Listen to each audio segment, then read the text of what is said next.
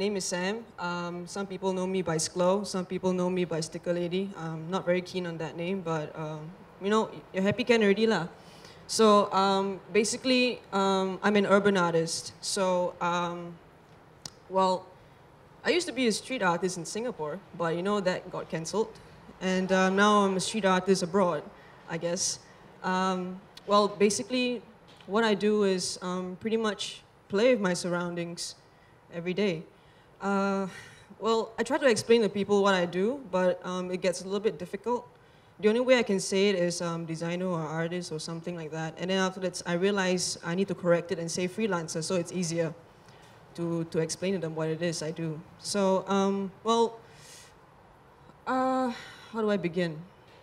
Well, for me, I like to use my surroundings as a platform. I mean, to me, when I see spaces, I see different things coming out of it. Or, I mean, it sounds kind of strange, I know, but basically, I have it normally. Well, how do I begin? C is early. Well, a lot of my work is inspired by my surroundings, by the people who inhabit the spaces, and the things that are going on. I mean, that's in a nutshell. The messages that I propagate are mostly influenced by reality. I mean, by the things that's happening in front of us, things that we normally, a cheesy way to put it would be things we forget, or things we overlook in our daily grind. So the thing is that the reason why I found that it is a need to bring out stuff like that and to make people aware of things is really because we are battling with this problem of indifference. We go through day by day, we grow up, okay, even from the time we were growing up, we always see things in a certain way because we were brought up to actually fit into this system, into this model. And as such, when we progress into the working life, we tend to go by day and just like, you know, how often is it that you have time for yourself? As such that, you know, the only thing that you look for is simply to get from point A to point B, and maybe B to C, and C to D after that. So the thing is that why I feel it's important to bring up all these things is so that we are more aware of our surroundings, we're more aware of the things that's happening before us before we let things flow by.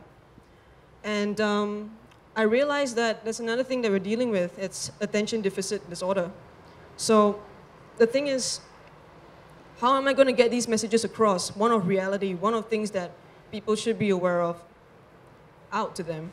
So as you can see, we have this issue right now of like connection of art and the audience. Every time you go into a museum or you see an art piece, you don't really quite understand it. You look at it and you're like, oh, okay. And chances are you don't really understand what it stands for or probably even remember the artist who did it. And as such, my modes of communication is, I mean, the question to me is like, how am I going to get to these people in less than 5 seconds? And that's why you get that instant reaction. For me, I'm using the same things. I mean, in this first world state, right? We see a lot of advertisements, we see a lot of signs, we see a lot of things telling us what to do. And as such, I use the same tools that capitalism, consumerism uses, infuse that with my message, and project it out back into the public. The inspiration behind all my works is basically the people, are basically the people themselves. So I like to actually look at how they're acting, their behavior, and reflect it back into them so they'll study themselves and see what is it that they're doing that's actually contributing to this bigger ecosystem.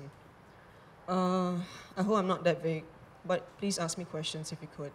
So anyway, this logo, a lot of people have asked me what it stands for. It's just my name. It's just a letter S in my mole. I wish I could give you a deeper understanding of that. I don't get it. But the reason why it's a pictorial tag in the first place is really because what I did before in the streets of Singapore wasn't exactly legal. Wasn't legal. So the reason why I used the pictorial tag is so people couldn't pronounce it or even know how to look for me. Anyway, so like I mentioned, I like to infuse things that I see and question it, and also highlight it, and merge them together with common imagery that people actually know about, and after that, propagate what I want to say through those mediums. So for this piece, it's called Perspective. It's actually one of the first few pieces that I've ever done and installed on the streets. As you can see, I don't know if you can see, but there's actually a camera on it. It's actually a CCTV camera. And perspective came about, if you can look in front, it's a camera, right? It's actually a symbol for a CCTV camera. And I flipped it the other way around to actually reflect the spray can. So it's pretty much like, it's a matter of perspective, how the way you want to see things. There's always a way around things. And it's pasted behind an actual CCTV camera.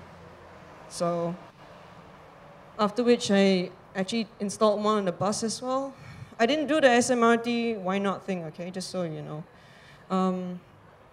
So this one says, do you know all the signs on top deck that say no standing on upper deck? I made another one that said no need to pat seat before sitting. I'm sure you've seen those aunties or like whoever, right? They actually to keep hitting the seats before they sit down to like chase away evil spirits. Well, I've seen them do that on trains as well. The plastic seats. I don't understand. Yeah, so that's that. Well, after that, last year I did this in KL. Pretty much the reason why I'm showing you these slides first is to show like the different ways you can interact with space. The things I take into consideration are the people that they will be seeing it and what I want to say to them. The medium that I'll be using, whether it's reflective of the concept and the message. Another way is where will it be seen? Is it going to be near the toilets, like this was? This was actually near the entrance. This was over at this festival called Urbanscapes over in KL last year. So this slide, right, this picture, it's actually a whole two-sided structure. So it's actually formed like a zigzag. So if you look at it from this way, it's one image, and you look at it from the other way, it's another image. So this image was actually, this side was actually visible to people who are entering the festival grounds. Sort of, it says, lepak bro, like relax or like, chill out and stuff like that. And also, this structure also served to be a place where people sat down at, It was actually near some of the, like, the bars and also near the toilets and stuff like that, so people could actually sit down and wait for them. So I thought, why not do something with the other side? I got the other side to play with as well. So, like I mentioned, people like to sit down on these areas, right? So I put lost and found, pick up a new friend here. Yeah, so on one side, they're actually told to like sit down and relax and, at the same time, meet some new people. It'd be great. I don't know if it worked, though. This one was done quite recently, just late last year as well. It's called Photo Opportunity. This was actually done for OCBC.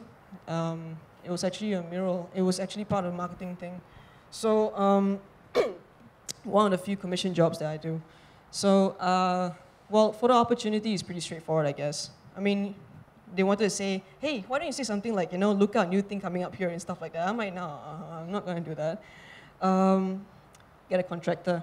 So I said, I came out with this image of like, how we always like to use our phones to take pictures of things that we like to see or like we chance upon and we thought it's interesting.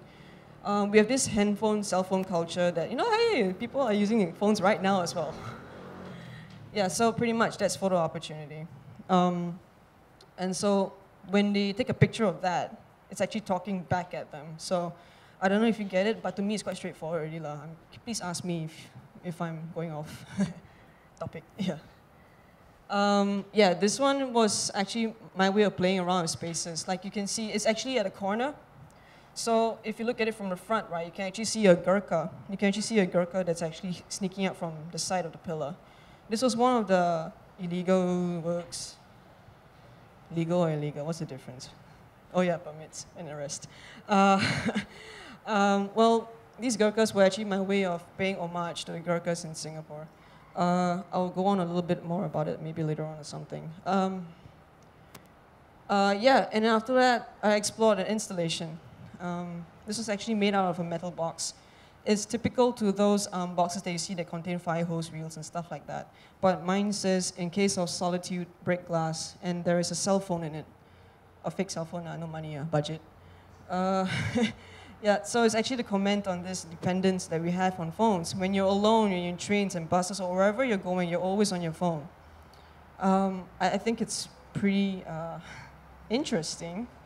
That's why I made a piece about it. So In Case of Solitude, Break Glass is pretty much based on that. It's now available for viewing.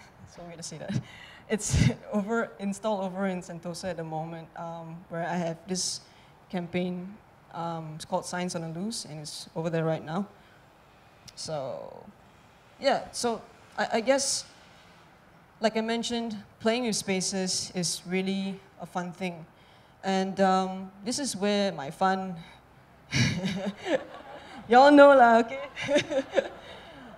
Well, like I mentioned before, I like to infuse messages into the spaces that you inhabit every day. If I could, I would do it every day for the rest of my life. And it's really because it's fun. And it's a great way to actually raise awareness about something. I mean, this project was actually birthed out of my obsession or my intrigue with local culture. It's pretty straightforward. There's a lot of Singlish used and stuff. But the reason why I actually went into culture and identity is really because we haven't really questioned it at that point of time when I was bringing this up. When it comes to our culture and identity, it's very much vague. When I ask you, what do you think our culture is? People reply me, food, Singlish, pretty much it. Do we have anything else? And so there was this other issue of people feeling like, you know, okay, let me ask you, if you get out of the country for 8 months and you come back, does it look the same? Do you find your old hawker centers still there, or like your food stores and stuff like that? A lot of things are changing, and I went abroad for a bit, and I came back. I was like, hey, my hawker center is gone. You know, it's sad. People are not able to recognize their surroundings, the Singapore that they knew of before. You see so many artists tackling the issue of nostalgia. Why is that? Why are you talking and trying to like capture the things that we used to recognize? I mean, we recognize from the past. Even the old playgrounds that we're familiar with, that we used to like, you know, start fires at every Lantern Festival. Don't act like you don't do that, okay? So all these things are disappearing, and you see there's a lot of like hunger for these places. We look at it and we smile because there's that feeling of nostalgia. Why is it that we have this feeling when we're only like 48 years old? So I found it very intriguing as well. So what is it that we can see or we can feel to make us feel like we're at home again? I wanted to make the spaces that I saw and I found to be increasingly homogenized by all this science, by all this advertising. Where is that identity, and what is it that we can feel? I mean, we can actually connect with to feel like we're at home again. And so, to me, street art is my medium. It is my way of reaching out to the common man through public spaces. I know there are a lot of other ways of doing it. Trust me, I've tried them. Like Dalen mentioned, I've actually got this platform called Recognition that's actually a platform for local talent. And I've been doing this since 2008, 2009. And it's a platform for local talent, pretty much that. Creatives from like musicians to artists to designers and fashion designers and stuff like that. And that magazine and these people who I've spoken to for all these interviews and the people I've featured are the reason why I'm doing the things I'm doing right now. It's because after hearing all the stories, it made me more curious. It made me disturbed enough to actually want to do something about it. That's the reason why I'm here today. It is their stories, the interviews, the experiences that influenced me and my way of thinking. And I feel that's why ever since then, I've been trying to raise awareness about certain issues. I don't know if you call it art or not. Honestly, labels kill. And so, but the thing is, I feel that I just want to do things that I find are meaningful. And I feel that if these things are worth your time, I want to try and make it worth your time. And I want you, and there's a reason why I'm saying all this, is because I really want you to look. And so, the platform was one. After that, I curated an art show involving 20 local artists. And I asked them this question: what is our culture? Before that, I even did a street intervention looking like, those tuition peel-off ads over at bus stops. I made one that said, what is our culture? And below, I give different answers. I don't have the slide here. I wish I could show you. But it said, no culture. We have a culture, a vague culture, a borrowing culture. and a few other Singlish answers like that law, or like rojak, and stuff like that. And I actually went back to those places I pasted it at, and people actually peeled off only the Singlish ones. Other than that, you peel off no culture, you know? And so that kind of gave me an indication already of what people thought. And so I curated an art show. And of course, as you know, how events go, only the same people will go to these events. And so how far can your message reach? And so that's when I started like playing in the streets. This was my way of reacting to the spaces, of making Singapore feel like familiar again. So, hence, press one, scan already. How I got to that point was, remember my obsessive nature about some certain things? It's not crazy, by the way. I'm not crazy. Well, I've always been thinking about the issue of culture and identity. And of course, it will manifest into the things that I do afterwards. And so this idea came about when I was brainstorming and digging deeper into what people were saying and into the observations on the daily Singaporean, on the experiences of these creative people, and the things that they were going through. Lack of appreciation, like venues to display their work at, and stuff like that. And I boiled it down to culture. And I would go on about that, but I have a long mind map. So the thing that I realized the most was that we are very impatient and slow. And so the thing is, I wanted to install something on the streets to actually make people slow down and actually realize what they were doing. So the very first design I did was actually slow the fuck down. The reason that it was actually a black circle was because it was influenced or inspired by those speed limit stickers at the back of vans or trucks.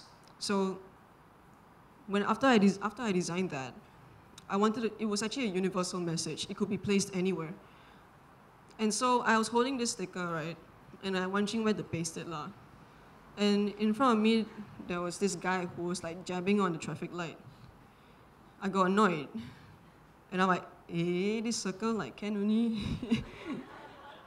And I didn't paste it then because the first sticker always takes a lot of thought. And when I saw that it could fit, I went back straight away. I got the size is probably about 10 centimeters. It's 10 centimeters. And I came out with 7 designs that night. So, and I installed the first one over at opposite Haji Lane. At Haji Lane itself. Diagonally across Raffles Hospital. It said press one, scan already. And that was my way of interacting with Singapore. I was thinking where do we spend the most amount of time at? One of the places that we spend the most amount of time at. Traffic lights, you're always waiting to cross the road or something. And another thing is that, why do we keep hitting the button so many times? It won't make the light go faster, And I thought, street art is also a way of taking back spaces. This was a way that I took back spaces using street art, taking back the spaces to make them feel like home again. So press one, scan already. That's the first one. After which I came up with a lot more. Itchy backside. I came out a lot more. So there's no need to press so hard. Anyhow press, police catch. No need to press so many times. Press some more. So if you have any questions about what it means, right, I'll gladly tell you after that. So, and I also came up with a couple more that were not so Singlish. It's a little bit more universal in that sense, but they all reflected this need we have to fast forward time or to get from one place to another. There's press to time travel, press for good luck. Oh yeah, we also very pantang here. Press for good luck, press to stop time, and panic button. I like panic button. Because there was once, after I installed panic button, right, there was this uncle who went up and he started hitting it. He didn't really know what it was, I guess, because it was quite funny to see him jab on panic button. Yeah, I'm quite a prankster. After that, I moved on to other spaces. This is so kanchong for what? Kanchong actually means in a hurry, right? In a hurry, like anxious. I don't know how to describe it. Kanchong is kanchong to me. So, well, Like I mentioned, another place a lot of people spend a lot of time at, I realized, was at bus stops as well. But every time you're at a bus stop, you have this app called Iris now that tells you, like, what time your bus comes next. Why do we have that? Because we are impatient. Nah, I don't know, I'm just saying. But normally you're always wondering when your bus is going to come and stuff like that. So kanchong for what? Time and space, we are in the present right now, enjoy it. But I cannot say for myself, that'll be quite hypocritical because I'm most kanchong. And so I installed another one, so kanchong for what, at a scramble walk sign. Hello? Yeah. At a scramble walk sign. Yeah, I thought it'd be pretty funny. But then after that, it's not so funny.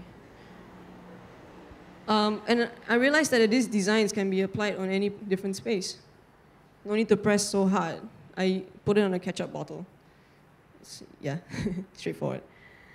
And then after that, they have this like speak English movement. So it says, think about our children. Do they speak English well? And there's this boy that says to this other boy, and it was actually an empty speech bubble. And I pasted a sticker, no need to press so many times. Because how you speak makes a difference. Okay? And so it moved on to this sign. I mean, this is another example. This one says, anyhow, pace kena fine. Irony. This one was actually installed on the phone. We pretty much do what we do because we love it. It's not for money, it's not for like fame or whatever, because this is all like printed out of my own money. We do these things because we have this thing everyone is familiar with, it's called passion. And if you love something, you go all out to do it. This is actually the biggest I could go at that point. It's actually 2 A3 pieces of sticker paper together. Sticker paper. 2 A3 joined together. It says, stop looking at your phone. And it was actually pasted on the floors. This was over at Shenton Way area, I think. And the reason why it's on the floor is because when we look at our phones, we're always like this. You're always looking at the floor. Unless you do selfies, then you'll be like this. And the thing is that I realized that people don't really see where they're going so much. Maybe they're like partially aware, and I like to knock into them once in a while. Try it. So this is my way of like saying, commenting on dependence on phones. And then this one, I got a little bit itchier because we like to like push the boundaries and see how we can get into trouble. So this happened, I installed this maybe in late April, I think. This is my grandfather road. It's actually a stencil on public roads. I think this is what people probably know me for. This is what I got arrested for. I installed this all over the CBD area. And the first one in this picture wasn't taken by me, it was taken by I don't know who. Not my credit, probably URA, I think. They actually put it on their Facebook website, they actually put it on their Facebook saying, ha ha ha. And then they realized it's not done by them and they took it down. This piece was the first place that the first place that I installed it at is opposite the Ministry of National Development. Suicide right there. So, after which I installed it at 5 or 6 more other places around the Central Business District because I wanted to get their attention, and I knew that those spaces were busy, and I knew that they always went by like this. Don't. So that's my grandfather road. If I could go into detail about how long the stencil was, okay, I would. It's about 2+ meters long. So yeah, it looked quite dodgy. Yeah. So after that, yeah, as you know, being in Singapore and doing all these things isn't very legal. Isn't legal at all. In fact, we have this issue of like public space, how to use this public space. We have this issue of legality and illegality and things like that. To be honest, the repercussions from the case and the questions posed and all those things that happened before, it's still haunting me today. I won't lie about that. But it's also made me the person that I am.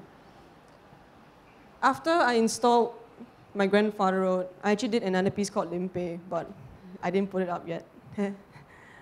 So anyway, fast forward to that. Of course, having too much fun could also lead you into some trouble if you don't. I mean, the rule of the game is never get caught. I am stupid. Because really, anonymity and the nature of this work is really no joke lah. So anyway, back to this. In June 2012, on the 3rd, on a Sunday at 9 p.m., 6 policemen turned out at my house, and I was arrested. They took all the stickers that I had. My stencil was out in plain view, because I didn't think they'd come over to my house. My stencil was taken away, and I was brought to the police station. It was quite an experience. I was in lockup for about 22 hours. It was interesting. I made some friends. And they were all, you know, how people always say, like, you know, police are like this and that. But honestly, they're just trying to do their jobs. I'm not saying this out of any, like, agenda or whatnot. But honestly, do you know what they said to me when they arrested me and they handcuffed me and put me in the car? They said, "We do not have anything against you or your stuff. It's just that we're doing our job." Kasihan a bit, you know? Like, also, we like, and they said they like my stuff. And I was like, you know, bro, that is the best thing I've heard the whole time. Yeah, and even before putting handcuffs on me, they said, sorry, you had to do this. So, anyway, well, what ensued after the whole thing was a lot of media coverage. I mean, prior to my arrest, the stickers first came out on the Straits Times in the Prime section in November 2011, after which it was covered again in May 2012. And after that, I got arrested. So, well, I went into lockup, I came out. It felt like my whole world was destroyed, because 2 days before I got arrested, I actually graduated with a degree in business management. Great timing, if you ask me. I had this whole plan before that to actually do a lot of stuff after I graduated, but now, after the arrest and everything, I had to scrap everything and start from scratch and revisit who I was before, and also replan my route. It's pretty much a regenerative process right now. But I must say, if you ask me whether I would do the same thing, I would say I would. And I don't regret one bit. I mean, I'm lucky now to be able to speak to you guys and share my story. But of course, it's not easy as well, just so you know. What else can I say? Oh yeah, so after I came out of lockup, I remember my parents were like saying, were you handcuffed in there? I'm like, yeah, I was. Okay, get used to that. You know, and that stung. And I was like, you know, it felt horrible. And so when I got back, I didn't have a laptop, I didn't have a cell phone because it was confiscated from me. And throughout the entire week, I just stayed home. I was a hermit because I didn't want to go out and face all those questions and all that scrutiny and stuff again. And so I stayed in. I walked around with shades for a week. You know how douchey it feels to walk into a building with shades? I had to do that because I had to see my lawyer. And after which, well, right after I came out, sorry, backtrack. Right after I came out of lockup, and I was feeling horrible, I tried to look for a laptop. I got one. First thing I did was go on Skype, and I spoke to my collective members, 2 of them. And after which, they told me like, Sam, have you seen this? And they shared with me this Channel News Asia link, and it was this picture. And yeah, I wasn't quite ready for that, because number one, I was telling them, vandalism cases don't really make the headlines unless they're done by a foreigner. Why is it that this is up on the news, and why is it that this link is viral?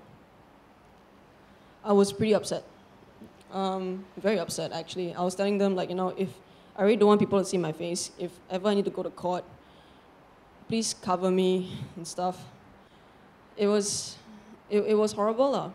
And the next thing you know, I logged into Facebook, and I saw all these people, Sam, stay strong, blah, blah, blah, blah. And I was like, oh my God, everyone knows it's me.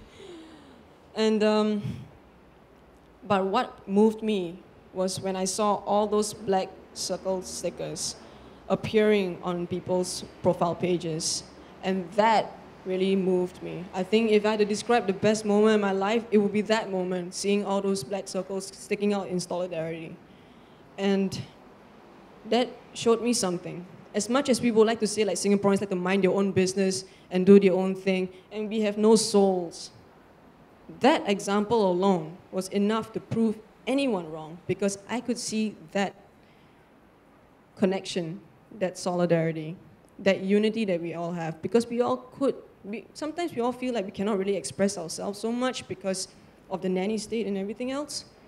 But we all know that inside all of us, we can differentiate what we feel is right and wrong. We can differentiate whether what this stands for is right or not, and whether we agree with it or not. That feeling, that soul is still in all of us. It is a matter of whether you show it or not. As such, when I saw those black circle stickers appearing all over Facebook, even though it was online, and like, we always say, go out and do something, even that online presence alone was enough for my case to be brought out and have the issue of street art question, vandalism question, culture, identity, different talks, people talking about it. It's all because of you guys that this matter was brought out. And right now, people are slowly encouraging and embracing street art a little bit more. I mean, that's what I noticed. And that unity alone shows that we can do something. If we believed in it, we come together. You can decide what you want out of this whole thing, because we are all interdependent on each other in this huge ecosystem.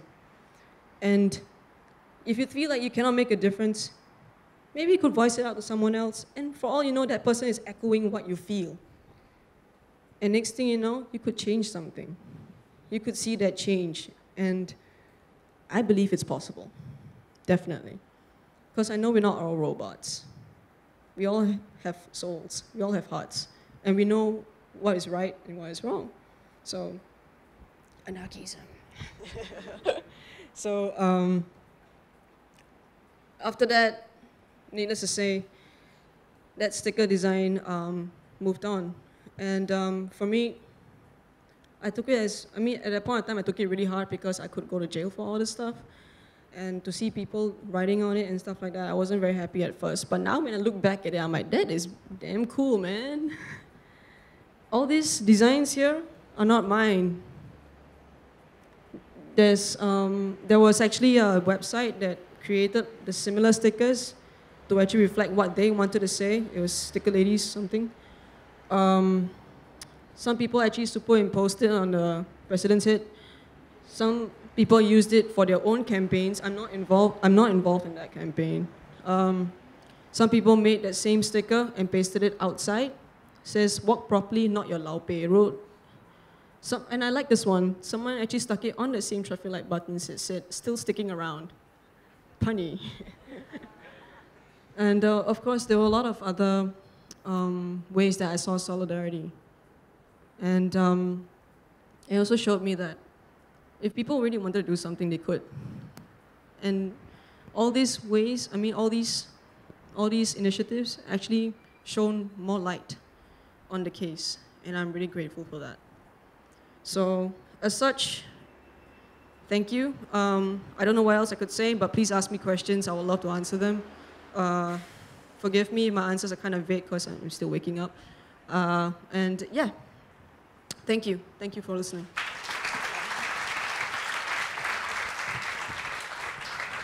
Thank you, Samantha. And we'll go to the Q&A session. If you have any questions, we have 2 microphones. I'm in front and Runyong, my co-organizers, behind. Any questions from the ground? Morning.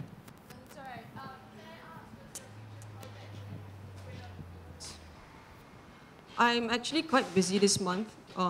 If you look at it latest, I'm actually involved in 2 campaigns. In Singapore, you gotta do what you gotta do to get by, right? So, yeah, if I could, I would just keep doing all that stuff outside. But anyway, pretty much the only way that I could actually do what I love here I mean, with regard to interactions on the street and everything, I can't really do that because of the amount of scrutiny that I have on me right now, and I can say that very straight out. And the only way that I could actually interact with streets is through campaigns. Through campaigns and commission works and stuff like that. However, like I mentioned, I'm a street artist outside of Singapore because I can't do it here. And it is that reason alone that I can't do it here that made me challenge myself. And I'm still doing what I do in the sense that I don't use the streets anymore, but what I'm saying, what I want to say, and the messages that I'm propagating, I'm finding other channels of ways to actually cut through the noise and get to them as well. Street art will always have a place in my heart. I honestly miss it. And the reason why I did street art here in Singapore in the first place, even though everyone is saying go abroad and do it, is really because I want to talk to the people here, not because I want to go abroad and do it, you know? But now, shit hit the fan, so I'm actually doing a lot more of it outside of Singapore for fun. And I just came back from Penang, and I actually noticed, have you guys been to Georgetown and Armenian Street and all that? Have you seen the amount of street art and murals and stuff like that by my friend Ernest Zakarevich, and also a couple other street artists? Quite a lot, huh? And if you can see, it's also become a very touristy area. And so, me being me, I wanted to comment on that. And as such, those store-bought, every time you go to shops, right, or like computer IT shops and stuff like that, they always have this like thumbs up sign and then this big fluorescent jagged thing, this piece of paper like they stuck on that said sale and stuff like that. I used the same piece of paper, that same thing, and wrote, "Wow, street art," and take photo, things like that, Instagram ready, go for Facebook. And so I did it all and actually installed it right next to the art pieces. And that was my way of commenting on street art and its relation to public perception and government perception, because the only street art that they allow there are nice pieces of street art, which I found was a little bit contrived. But yet again, please don't take my word for it. Go ahead and experience Penang. Enjoy yourselves. Yeah, so otherwise, that's the last thing I did.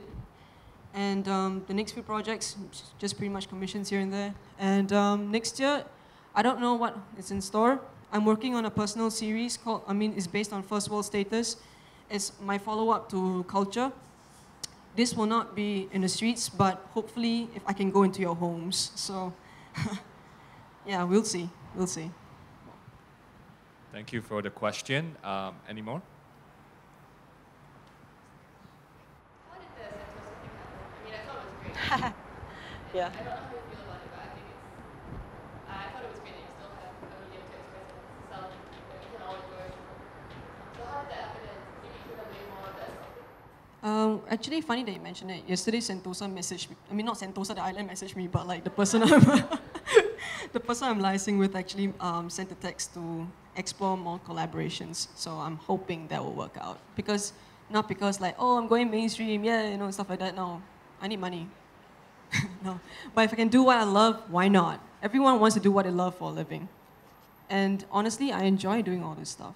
The Sentosa gig came about maybe the first quarter of the year, and they approached me and said they have this campaign that they want to do, Science on the Loose. They actually liked my stuff, but they didn't want to approach me last year because they didn't want to look like they were writing on anything or whatnot. And that was really cool of them. And we had this genuine chemistry, and we could actually talk, and I could get along with them very well. And so that led to this project that you see, all these signs, and also this big lepak corner. The beauty about that project is that I was not censored. I always make sure that I want to put up what I want to put up, but of course it must be within means. And that project came about, the reason why I agreed doing that is because I love it. I love putting things outside. And of course, if I could have an avenue to talk to you, I would. As such, those signs were actually meant to reflect our lifestyles, things that we could relate to.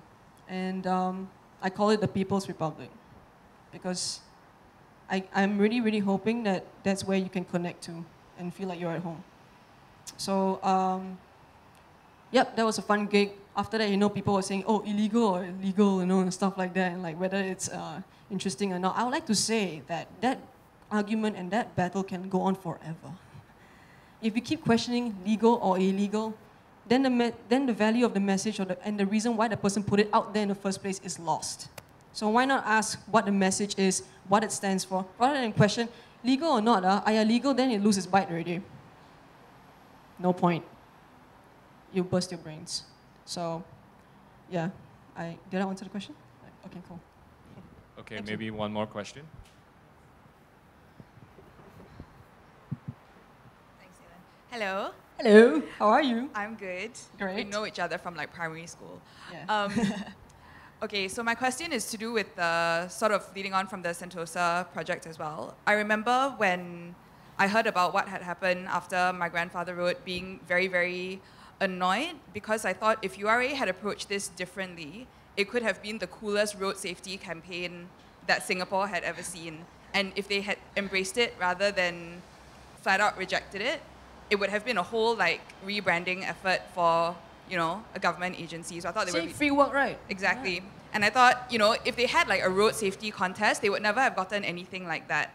So I thought they were just really dumb for not embracing it that way. Yeah. But following that, and now following the stuff you're doing for Sentosa, which I also think is great, it's sad that you can't do street art in Singapore and you're having to do it elsewhere. But with stuff like Sentosa, do you see your role potentially changing from street artist in Singapore to advocate for street art in Singapore? Honestly, no. I think people are already putting me as the poster image for that. I don't like it, to be completely honest. I'm not the advocate for street art because I am not at that position, and plus, I am not qualified because there are so many other people out there who are doing this. It's just that you don't know about them. There are people who have been doing for decades, okay? And these people I have a lot of respect for. So if people want to put me at that front, I would reject it straight up because I'm not there yet. Another thing is that street art for me is just a medium, honestly, to be completely honest. The reason why people know me as street artist is because I got arrested doing stuff on the streets. Simple as that. And humans have this need to stereotype and classify because if you can't figure out what they do, then you put them into a bucket. I got put into the street art bucket. So at this point, I can tell you, remember when I first came on stage, I told you I didn't know exactly what I did? I'm not a street artist here. To me, I still stand by the fact that I use street art as a medium because I see myself a lot more. I don't want to pigeonhole myself, to be completely honest. If I want to say something, I would say it in a way that I feel would be the best. Like for this whole project, Champion Colloquial, I used the streets because I wanted to talk to the public. I wanted to get to them and get them in spaces that they do not expect it. That's why I use the streets. And the reason why I use the streets and I felt like this message was worth talking about is because I felt that this was kind of like a national issue because it was concerning us. It was culture, it was identity. I wanted you to feel like this was home, and I wanted you to question what are we doing right now that has led to this. That's the reason why I use the streets. I would love to put everything else that I want to say on the streets as well, but of course, with limitations at this point, that's the reason why I'm challenging myself to find another way to get to you. I can't call myself street artist after that because I'm not going to be on the streets. And to me, street art is not art if it's not on it. Street art is not street art if it's not in the streets. That's where I stand by. And yeah, so advocate for street art, no. Poster girl, no. But I would like to I would like to explore and challenge myself a little bit more. So we'll see how it goes, though. Thanks, man. I think we have another question. I spotted a hand up. Yeah. Hi, can you hear me? Hello. It seems that a large part of your mission is to really press for the urgency for self-awareness for the Greater Singapore. So I was wondering, do you have certain thought processes or ways that you urge your friends or your closer ones to really go through that process of an introspective look at who they are as Singaporeans or as individuals themselves? Honestly, I don't force that upon them. I don't force it upon anybody, actually, to be completely honest. I put it out there. If how they want to receive it, it's up to them. It is really just another offering. I don't push them, but they know, my closest friends know what I stand for. they know what I'm talking about and the reason why I'm doing all these things. And as such, they're fully supportive. That's a great thing. But of course, my thought process is not so much like a traditional artist or whatnot. In fact, I don't even know whether to call myself artist sometimes. I just want to do what I want to do. Everyone wants to do that. So usually, I kind of go a little bit more. I think it's because of my background in like business and science. I know I didn't do anything art related or design related. So pretty much I analyze things and I break it down to mind maps. And it's kind of not traditional process. For me, I study, I do research. And normally what I would do is research into the climate and what I want to say. And it's just natural research, you know, normally not really having an end product or end goal in mind. And after which, when I keep going into it and finding out more about it, and then I'll come to an eventual conclusion or eventual question. Usually there are questions that I want to pose back to them and something that I would actually want to bring out. It would be pretty much condensed from everything and I try to like say to them in a way that I feel would be the best. So part 2 is who am I talking to? And how am I going to get to them? What are they into and stuff like that. So it becomes very marketing-like, you know. But that's my goal, is to propagate things that I feel are important to you through ways that capitalism has entered our lives. So that's the only way I could cut through the noise. So as you can see, my works are pretty much adapted from stuff that's familiar visual codes and stuff like that. And I guess it's from that business background and that science background that actually led me to the way I think right now. And also, of course, the experiences with the people are the drive for me to actually do what I do and continue doing it. So, so there is the message, how you want to say it, and who you want to say it to. That's pretty much my way of like, you know, trying to like break through the noise and stay relevant. So, yeah, I will draw a mind map for you one day. Thank you. Yeah. All right, thank you, Samantha. If you have any questions, I think you'll stay around for a couple of minutes, right? All right, so you can reach out to Samantha over here at the front. Let's give her a round of applause, please. Thank you.